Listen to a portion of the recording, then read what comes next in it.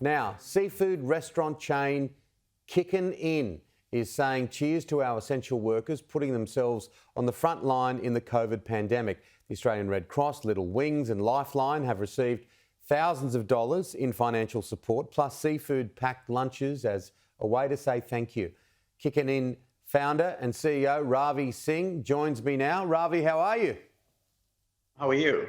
Yeah, I'm great. Tell me about this initiative. It's fantastic to see this kind of generosity at a time like this. Well, Sammy and myself, we're the business partners of Kicking In, and we always have this passion behind the community initiative, and we thought this is a great way to give back to the community.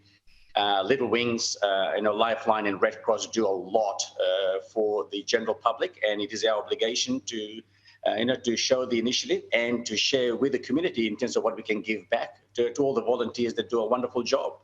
So we started this initiative by putting our one of the favorite sellers, which is the shrimp martini. So every martini sold, $5 will be given to this chosen charity groups between now and the end of November. So that's what we did, Tom.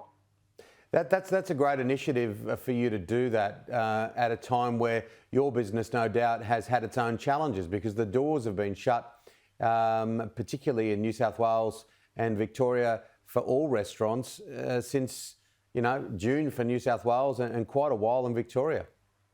Absolutely, and I think all industries in New South Wales and Victoria have suffered, but hospitality has gone through this dire,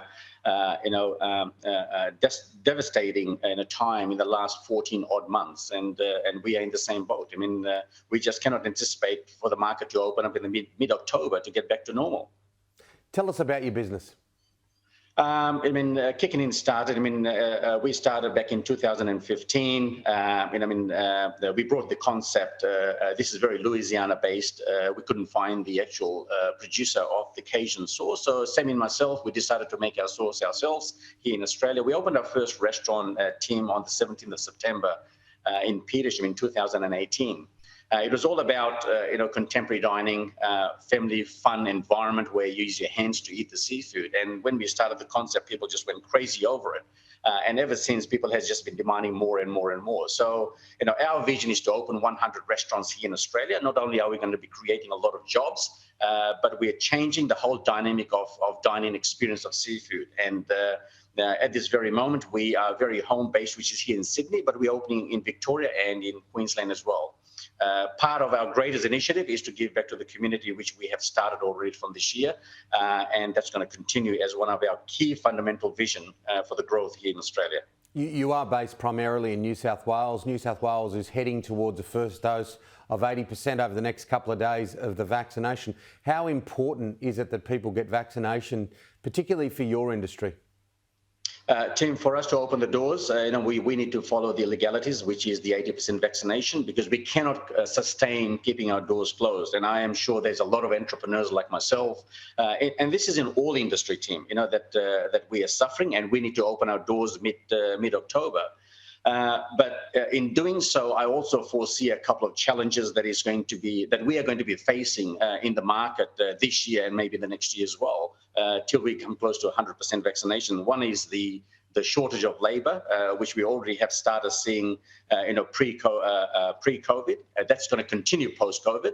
Now, and the second biggest concern that I have as an entrepreneur, and I'm sure a lot of business people will also be showing the same levels of concern, is how do we manage the crowd going forward? How do we check to make sure that people have been vaccinated, people that have been allowed to come and sit in the restaurant, as an example?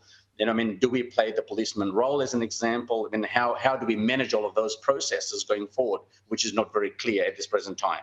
So you want more information from both the state and federal government, obviously, and I think that a lot of that will start to be rolled out over the next week or so, you would presume.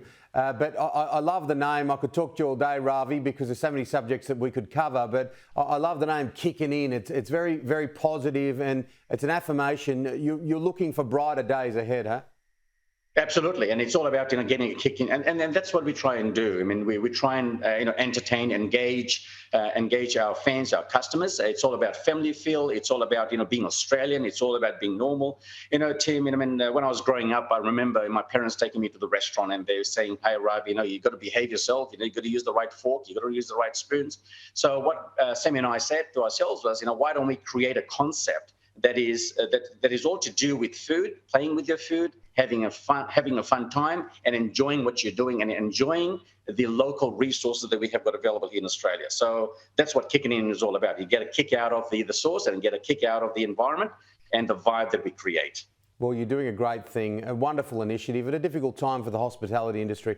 I wish you, Ravi, Sammy, and everyone all the very, very best. Thanks for coming on Weekend Edition. All right, thank you, Tim, and talk to you soon.